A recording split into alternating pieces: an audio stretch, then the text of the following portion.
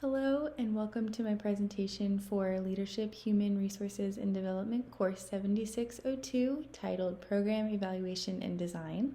My name is Olivia Woods and I look forward to sharing my interview experience through this virtual presentation along with the insight that I was able to glean from the process. I hope you enjoy, and with that, let's go ahead and begin. After a lot of contemplation, I chose to reach out to the Human Resources Department for a 911 dispatch unit located in Central Florida, which is around the location that I live in.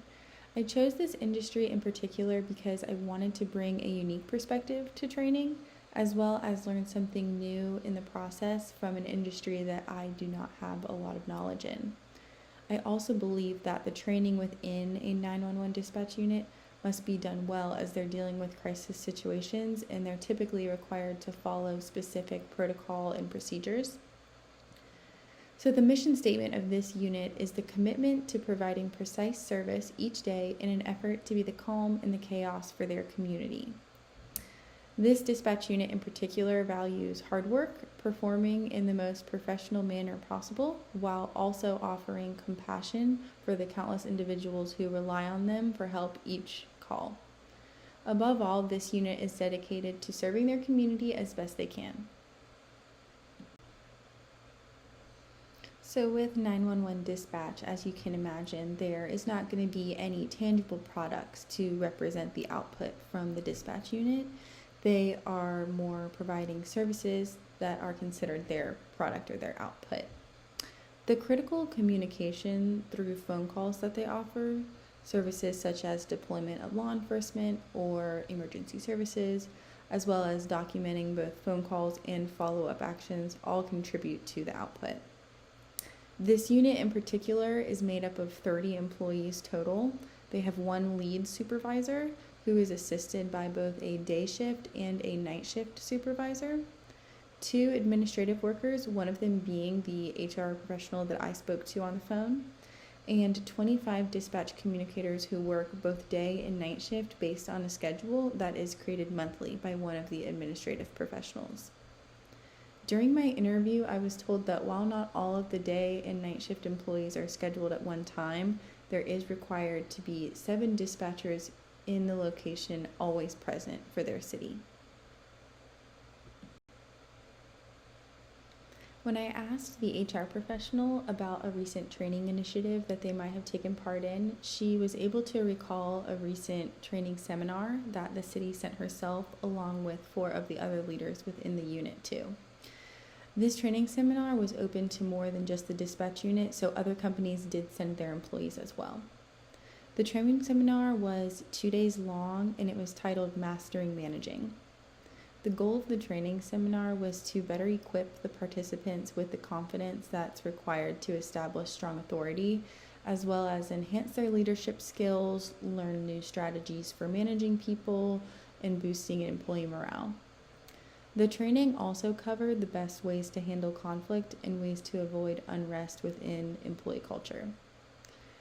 The HR professional stated that their main motivation to attend this training was due to the high turnover rate that they have been experiencing within the unit in the past 6 months, along with some employee conflict that's been present between dispatch communicators and their managers. The need for overall leadership improvement and efficiency of the unit was needed, and this seminar was part of their solution, says the HR professional. According to the HR professional, there was a variety of activities that took place within the 2 days at the training seminar. The most present method of training was through a PowerPoint presentation that was provided, and it was used through the entirety of the training.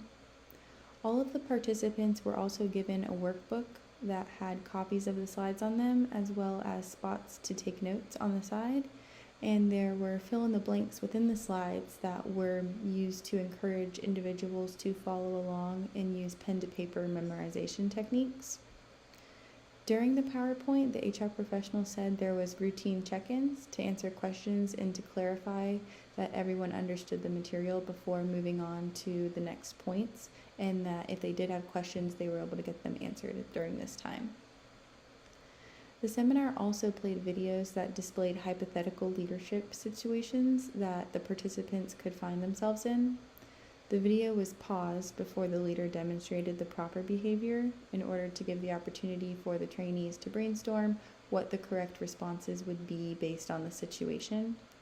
And then once their answers were given, the person in charge of leading the presentation would go through the correct ways to handle the situations.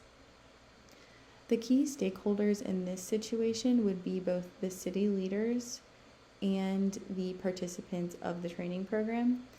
The city leaders, because they see the justification of sending these individuals to the training and the value of the improvement that it would provide for the city and the community, as well as the participants themselves. As for the participants' key stakeholders, they are the ones attending and have the responsibility of both understanding the training and then bringing back the information they learned and exemplifying it to demonstrate the improvement. Both of these groups are considered stakeholders as they both are directly impacted by this training.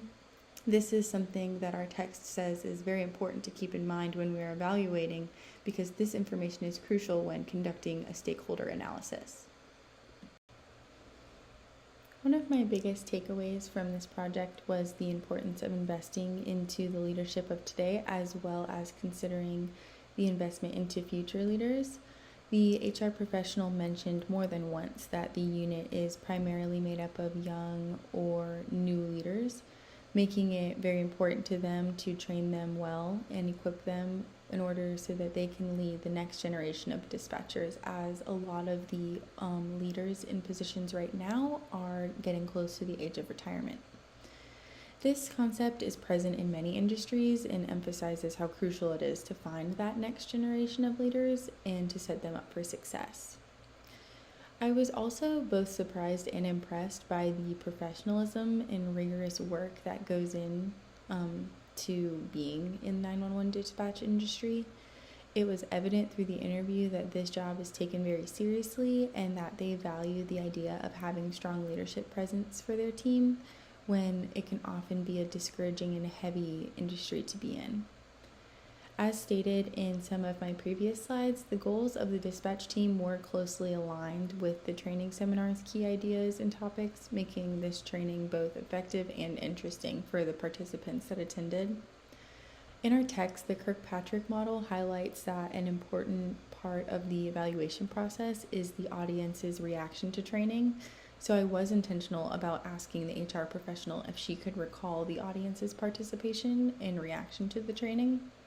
And she was able to remember a large amount of the participation within the group exercises was very well perceived, and they were very interactive and engaged during that.